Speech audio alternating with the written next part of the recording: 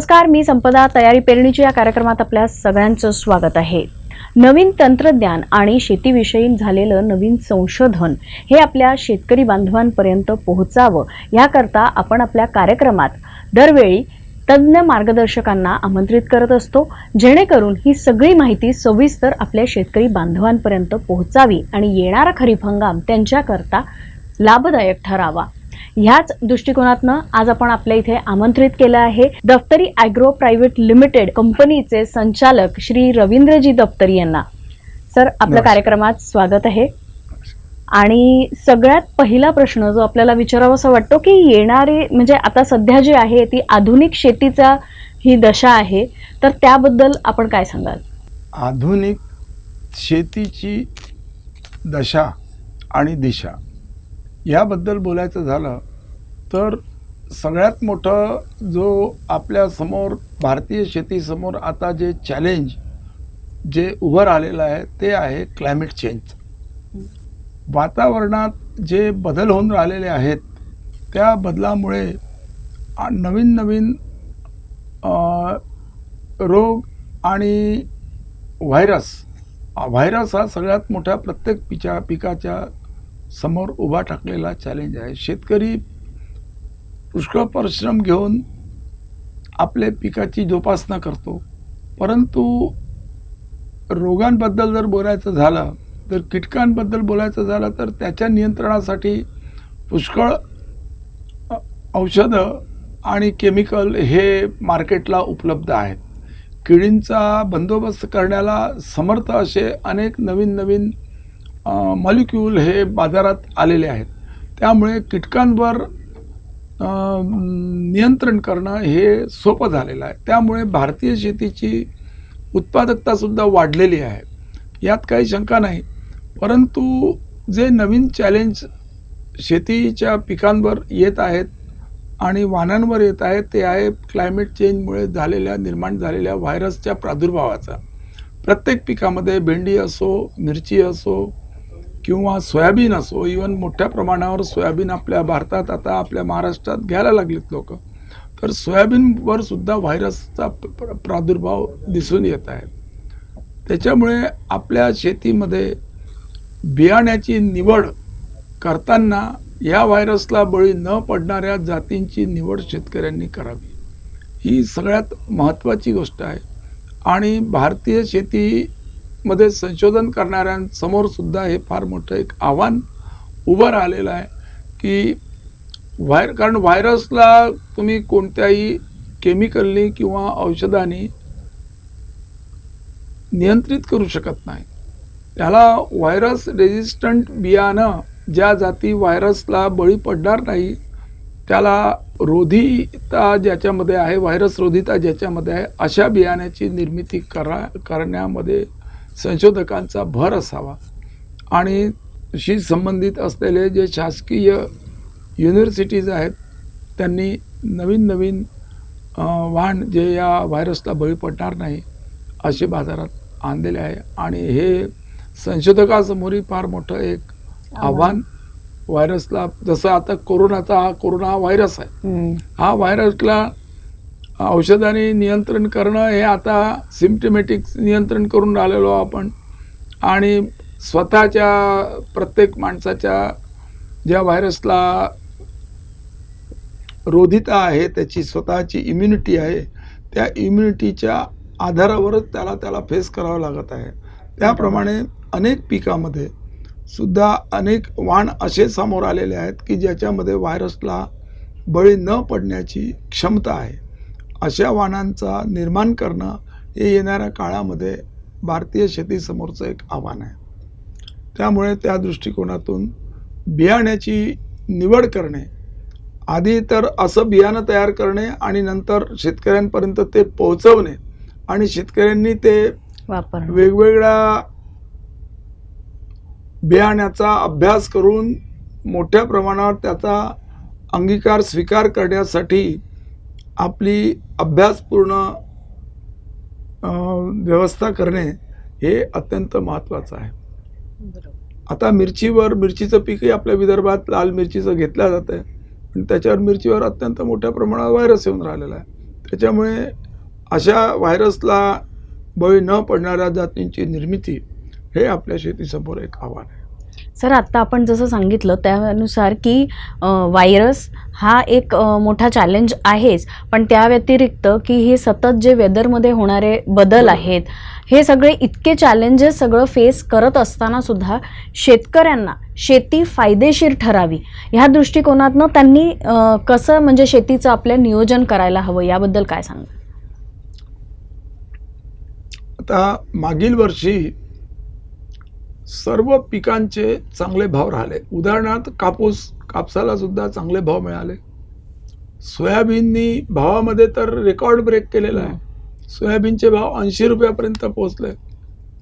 80 रुपये प्रति किलो जर सोयाबीनचे भाव मिळत असतील तर शेतकऱ्याला त्याच्यासारखं चांगलं दुसरं पीक कोणतंच मिळणार नाही. कोणतंच पीक एवढं उत्पादकता देऊ शकत नाही, म्हणजे फायदेशीर त्याला होऊ शकत नाही. परंतु हे भाव टिकतीलच याची काही गॅरंटी नाही. त्याच्यामुळे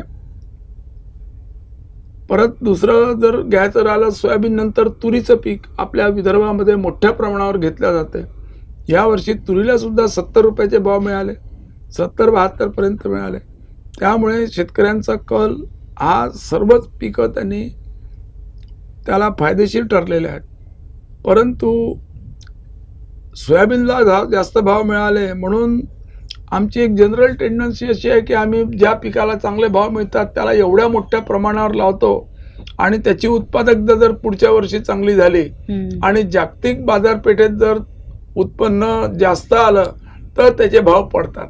त्याच्यामुळे शेतकऱ्याला जे अपेक्षा असते की सोयाबीनला भाव मिळाले म्हणून आपण सोयाबीन जास्त लावावं आणि त्याच्यामध्ये जर भाव पडले किंवा कोणत्या नैसर्गिक आपत्तीमुळे पाऊस जास्त आला किंवा पाऊस कमी आला, अशा परिस्थितीमध्ये जर त्या पिकाला मार बसला तर शेतकऱ्याची अर्थव्यवस्था ही मोठी म्हणजे अस्थिर होऊन जाते. त्यामुळे शेतकऱ्यांनी पिकांची आपल्या शेतीचं नियोजन करताना कोणत्याच एका पिकावर जास्त भर देऊ नये. सोयाबीनला भाव जास्त मिळाला म्हणून आता यावर्षी सगळ्याच शेतकऱ्यांचा कल हा सोयाबीनकडे आहे, पण हा दृष्टिकोन चुकीचा आहे. त्याच्यामुळे आपल्या शेतीचं नियोजन करताना शेतकऱ्यांनी प्रत्येक पिकामध्ये आपल्या शेतीचं नियोजन हे प्रत्येक पिकासाठी करावं.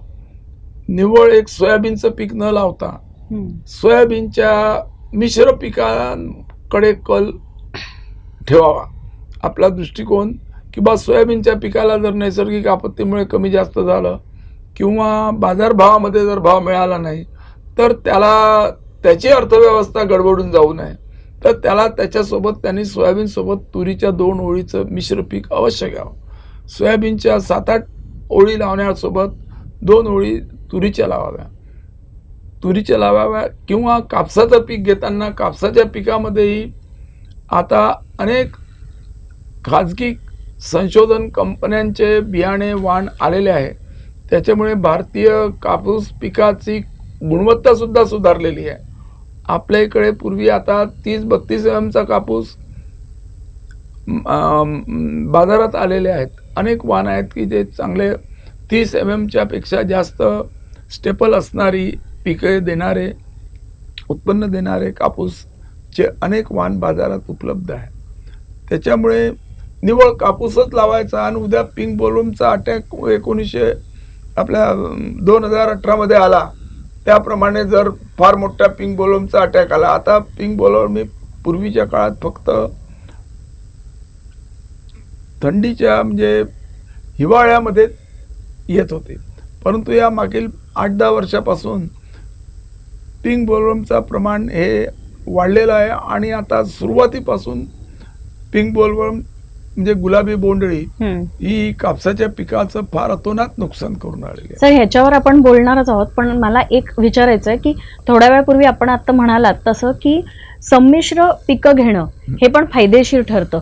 तर तुम्ही सोयाबीन बरोबर तूर लावावं हे तर सजेस्ट केलं आहे, पण असं इतरही काही पिकांबरोबर कुठलं जर घ्यावं? कापसासोबत ही तुरीच्या 2 ओळी टाकण्याची परंपरा अनेक शेतकऱ्यांची आहे. आजकाल तुरीचे भाव चांगले मिळायला लागले. तुरीचे अनेक चांगले वाण बाजारात आलेले आहेत. त्याची उत्पादकता 10 क्विंटल पासून तर 20 क्विंटल पर्यंत आहे. असे वाण तुरीचे बाजारात उपलब्ध आहे आणि शेतकरी 10-12 क्विंटलपर्यंत तुरीचं पीक घेऊन राहिलेलं आहे. तर त्यामुळे तुरीकडे शेतकऱ्यांचा कल आहे. तर तुरीचं पीकसुद्धा कापसाचं निव्वळ पीक न लावता तुरीचं पीक हे एक मिश्र पिकामध्ये अत्यंत उत्कृष्ट पीक घेण्यालायक आहे. त्याच्यामुळे कापसासोबत तुरीचं पीकसुद्धा घ्यावं. त्याच्यामुळे शेतकऱ्याला या ना त्या कोणत्या ना कोणत्या पिकामध्ये एक संरक्षण मिळेल, त्याची उत्पादकता चांगली राहील आणि जर या पिकात भाव नाही मिळाले तर दुसऱ्या पिकात मिळेल. तसेच निव्वळ कापूस लावला तर कापूस वेचणीचा आता दिवसेंदिवस मजुरांचा आणि पिंक बोलवरमुळे फवारणीचा आणि फवारणी करणारा लागणाऱ्या मजुरांचा हा फार कमतरता होऊन राहिलेली आहे. शेतीमध्ये काम करायला मजूर सुद्धा तयार नाहीत. त्याच्यामुळे शेतकऱ्यांनी कोणत्या एका पिकावर निर्भर राहू नये आणि एकाच पिकाची हार्वेस्टिंग ही एकाच वेळेस येणार नाही. त्याच्यामुळे आपल्या शेतीचं नियोजन करताना मजुराच्या उपलब्धतेचं नियोजन त्याच्यात असावं. म्हणून आधी सोयाबीन निघाल्यानंतर मग कापूस निघतो, मग तूर निघते किंवा सोयाबीन निघाला निव्वळ जर तुम्ही सोयाबीन लावलं तर सोयाबीनवर तुम्हाला चण्याचं उत्पादन घेता येईल दुसरं पीक म्हणून. असे 2 पिकं घ्यावे जेणेकरून रबीच्या हंगामात त्यांना वेगळं ज्यांच्याकडे पाण्याची सोय आहे अशा लोकांनी सोयाबीन सोबत सोयाबीन निघाल्यानंतर जर चना निघाल्यानंतर भुईमुग असे पिकाचं जर नियोजन केलं तर त्यांच्यावर मजुरांची एकाच वेळेस मजुरांची आवश्यकता न येता ते मिळणारं मजूर उपलब्ध मजूर वेगवेगळ्या पिरियडमध्ये त्यांना पीक काढण्याकरता उपलब्ध राहील आणि त्यांच्या शेतीचं चांगलं नियोजन होईल. त्यामुळे मिश्र पिकावर शेतकऱ्यांनी जोर द्यावा किंवा आपल्या शेतीमध्ये एकच पीक न लावता 2-3 प्रकारे पीक लावण्याची एक आपली व्यवस्था किंवा नियोजन करावं. आता आपण खूप छान सांगितलं की कशा प्रकारे शेतीचं नियोजन करावं शेतकऱ्यांनी, जेणेकरून त्यांना प्रत्येक हंगामात फायदा होत राहील आणि शेती पण चांगल्या पद्धतीने होईल. पण मला हे विचारायचं आहे की आता आपण थोड्या वेळापूर्वी म्हणालात 2018 साली गुलाबी बोंड अळीमुळे कापसाचं खूप मोठ्या प्रमाणात नुकसान झालं होतं. तर ह्याविषयी की हे का झालं असेल, गुलाबी बोंडअळीचा एवढा मोठा जो प्रादुर्भाव झाला तो त्याचं कारण आणि त्याचं नियोजन कसं करावं? गुलाबी बोंडअळी ही गुलाबी बोंडअळी ही जी कीट आहे ही फक्त निव्वळ कापसाच्या पिकावरच जगू शकते. त्याच्यामुळे कापूस हे पीक लोकांनी घेण्यामध्ये आता जे बीटी कापसाचे वाण आलेले बाजारात आणि ते लांब पल्ल्यापर्यंत कापसाचं पीक घेता येते. लोकांकडे इरिगेशनच्या फॅसिलिटीज वाढलेल्या आहेत. त्याच्यामुळे त्याचा फर्दर घेण्याकडे कल मागच्या काळात शेतकऱ्यांचा वाढला. त्याच्यामुळे गुलाबी बोंडअळी जी पूर्वी हिवाळ्यात येत होती आणि पूर्वी अमेरिकन बोलवर्म येत होती, म्हणजे हिरवी बोंडअळी येत होती, तर हिरव्या बोंडअळीवर नियंत्रण मिळवण्याकरता म्हणजे बीटी कापूस आहे त्याच्यामध्ये जे बीटी वाण आलेले आहेत त्याच्यामुळे हिरव्या बोंडअळीवर पूर्ण नियंत्रण प्राप्त झालेलं आहे. परंतु गुलाबी बोंडअळी या बीटीचे जे वाण आहेत, बीटी बॅसिलस थुरिंजिसिस या नावाचं जे एक बॅक्टेरियापासून काढलेला जीन आहे तो कापसामध्ये टाकल्यामुळे त्याचा हिरव्या बोंडअळीवर पूर्ण नियंत्रण मिळालं. परंतु गुलाबी बोंडअळी ही त्याला बळी पडत नाही. त्यामुळे गुलाबी आणि शेतकऱ्यांना या अळीचं नियंत्रण मिळाल्यामुळे आणि पिकामध्ये पाणी देण्याची पद्धत आल्यामुळे ते फरदड घेऊ लागले. फरदड घेतल्यामुळे काय झालं की गुलाबी बोंडअळीला आपला जीवनक्रम पुढे वाढवण्याकरता त्याला खाद्य उपलब्ध राहिलं. कारण शेतकरी पूर्वी काय जानेवारी नंतर फेब्रुवारीमध्ये पूर्ण पीक कापसाचं पारंपरिक पीक खतम होत होतं. त्याची उल्लंघनी होऊन शेतकरी त्याचा शेतीमध्ये पूर्णपणे नागर वखर हे वगैरे करून उन्हाळ्यामध्ये जमीन तपू देत होते. त्याच्यामुळे बोंडअळीला नियंत्रण, गुलाबी बोंडअळीला एक नैसर्गिक त्याचा वंश समोर नेण्याकरता एक नैसर्गिक बॅरियर निर्माण होत होता. परंतु लोक पिकं घ्यायला लागले, त्याला कापसाला फरदडीचं पीक घ्यायला लागले. फरदडीचं पीक घेण्याचं कारणामुळे गुलाबी बोंडअळीचा वंश हा सतत त्या फरदडीच्या पिकावर पोसायला लागला. त्याच्यामुळे तो वाढायला लागला आणि तो आम्ही असं पाहिलेलं आहे की एप्रिल मे पर्यंत सुद्धा शेतकरी आपल्या शेतामध्ये फरदडीचं पीक घेत होते. तर गुलाबी बोंडअळीचं प्रमाण वाढण्याला प्रमुख कारण हे शेतकऱ्यांची जी कापसाला पाणी देऊन फरदडीचं पीक घेण्याची मानसिकता आहे, त्याच्यामुळेच ही गुलाबी बोंडअळी वाढली. त्याच्यामुळे काही हा बियाण्याचा दोष नाही, परंतु चुकीने लोकांचा समज असा आहे की की बियाणे असं आहे की त्याच्यावर बोंडअळी येते. बियाणे कापसाच्या पिकावर बोंडअळी येणारच. त्याला नियंत्रित कसं करायचं, त्याचा जीवनक्रम कसा खंडित करायचा हे शेतकऱ्यांनी शिकायला पाहिजे. आणि थोडासा लोभ त्या फरदडीच्या कापसाचा न करता पीक हे ताबडतोब शासनही या बाबतीत आणि अनेक कंपन्यासुद्धा या बाबतीत लोकांमध्ये प्रचार करून आणि लोकांना त्याचा अनुभव येऊन आता फरदडीचं पीक घेण्याचं प्रमाण कमी झालेलं आहे. तरी परंतु ते पूर्णतः खतम झालेलं नाही. अजून एप्रिलमध्ये सुद्धा शेतकऱ्यांच्या शेतामध्ये कापसाचे झाडं उभे दिसतात.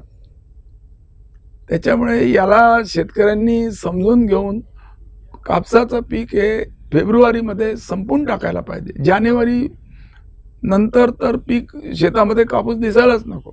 म्हणजे कुठेतरी आपला मोह थोडासा जर का आवरला तर एवढं मोठं नुकसान होण्यापासून आपण वाचू आणि शकतो. जर शेतकऱ्यांनी या गोष्टीवर लक्ष दिलं नाही तर गुलाबी बोंडअळीपासून वाचवण्याचं कोणतंही तंत्रज्ञान आज भारतात नाही. बरोबर. गुलाबी बोंडअळी काय असते की ती फुलाच्या अवस्थेतच ती आतमध्ये बोंडामध्ये प्रवेश करते. त्याच्यामुळे तुम्ही त्याच्यावर किती इन्सेक्टिसाइड मारले तरी तिच्यावर काही त्याचा असर होत नाही. बरोबर. त्याच्यामुळे शेतकऱ्यांनी लवकर येऊन लवकर संपणाऱ्या जाती ह्या निवडाव्यात. जास्त लांब पीक कापसाचं पीक असं आहे की पेरिनियल चालवलं आणि त्याला पाणी देत राहिले, त्याला फुलं येत राहणार, त्याचे झाड हिरवे राहणार. त्याच्यामुळं कापसाला जास्त पाण्याची गरजही नाही. वास्तविक जास्त पाऊस झाला तर कापसाचं पीक खराब होतं. बरोबर. सर, आजकाल आपण हेही बघतो की एकंदरीत शेतावर काम करायला म्हणून कामगार वर्ग कमी मिळतो. म्हणजे एकंदरीतच काय, कापूस वेचणी म्हणूनच नाही पण इतर कुठलंही असलं तरी एकंदर मनुष्यबळ आता कमी पडायला लागले. तर अशा वेळेला शेतकऱ्यांनी ह्या सगळ्या गोष्टींचं नियोजन कसं करावं? त्याचं उत्तर एकच आहे की वेगवेगळ्या पिरियडमध्ये येणारं कापणीस येणारं पीक त्यांनी लावावं. जसं सोयाबीन लावतो, सोयाबीनचं पीक निघण्याच्या वेळेस कापसाला वेचणीची गरज राहत नाही, तुरीला हार्वेस्टिंगची गरज राहत नाही. त्याच्यामुळे निव्वळ सोयाबीन न लावता त्याच्यासोबत जर विविध पिकांचं नियोजन केलं की जे वेगवेगळ्या वेळेवर त्यांचं हार्वेस्टिंग येईल असे पिकं लावावे, सोयाबीन, तूर, कापूस. त्याच्यामुळे त्यांना आपल्या शेतीचं नियोजन करणं सोपं राहील. उलट पक्षी मला असं म्हणायचं आहे की शेतकऱ्यांनी अनियंत्रण करण्याच्या दृष्टिकोनातून आणि जास्त मजुरांची गरज ॲट ए टाइम न लागण्याकरता आपल्या शेतीचा काही भाग, उदाहरणार्थ 20% भाग हा ग्रीन मॅन्युअरिंगसाठी उपयोगात आणावा. शेतकऱ्यांनी जर आपल्या नियोजनामध्ये, शेतीच्या नियोजनामध्ये आपल्या जमिनीचा 1/5 भाग हा जर ग्रीन मॅन्युअरिंगसाठी उपयोगात आणला तर त्या 1/5 भागाची पीक नसल्यामुळे आणि तण नियंत्रण करण्याकरता सुद्धा मजूर लागणार नाही.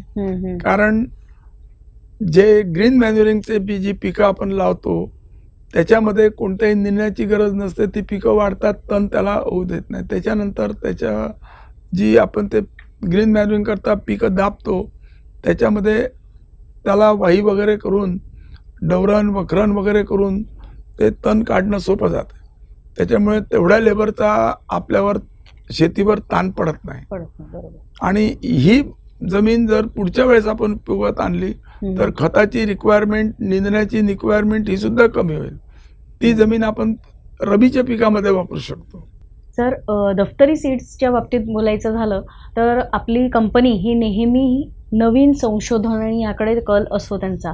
तर यावर्षीच्या येणाऱ्या खरीप हंगामाकरता एखादं नवीन वाण दफ्तरी सीड्सकडनं अपेक्षित आहे, तर ते कुठलं वाण आहे आणि त्याची काय विशेषता आहे याविषयी जाणून घ्यायला आवडेल. आम्ही यंदा नवीन बियाणं म्हणून एक उडीदाचं वाण दप्तरी चमकी या नावाने आम्ही काढलेलं आहे आणि ते आम्ही लवकरच आमच्या संशोधनातून बाहेर आलेलं आहे. त्याची युनिव्हर्सिटी ट्रायलसुद्धा झालेली आहे. अन्य उडीदांच्या जातींपेक्षा त्याचं उत्पन्न 30% जास्त आलेलं आहे युनिव्हर्सिटी ट्रायलमध्ये. आणि त्यात वैशिष्ट्य म्हणजे त्याच्यावर कोणत्याही प्रकारचा व्हायरस येत नाही. त्याच्यामुळे त्याला उन्हाळ्यात घेणं सुद्धा शक्य होतं. उन्हाळी पीक म्हणूनही ते उडीदाचं पीक घेता येईल आणि पावसाळी पीक म्हणूनही सुद्धा ते खरीपमध्ये सुद्धा ती घेता येईल.